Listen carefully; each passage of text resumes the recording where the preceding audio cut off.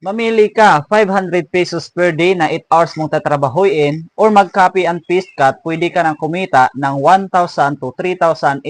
per day by just doing copy and paste gamit ang sistema namin. Kaya kung ikaw ngayon isa kang empleyado at sumasahod ka ng 500 pesos per day at ikaw yung tipong tao na naghahanap ng extra income gamit ang social media accounts, na pwede lang gawin at least 2 to 3 hours per day or mag part-time, well, this is for you kasi pwede po ito para sa lahat as long as meron kang social media accounts like Facebook, TikTok at Instagram at iba pa na meron sa iyo ngayon na pwede mong magamit gamit din ang sistema namin. Kaya kung willing ka matuto kung paano, ang kailangan mo lang dapat meron ka lang cellphone, stable internet connection, and mostly 18 years old and above ka, and last, yung tinatawag namin na user ID. Kaya kung hindi mo pa alam paano kumuha ng user ID, pwede kita na matulungan para makakuha ka at makastart ka na kumita as a part-time. Kaya kung willing ka matuto kung paano, comment ka lang sa ibaba ng video na ito para ako mismo magturo sa iyo. Kaya see you in my inbox and God bless.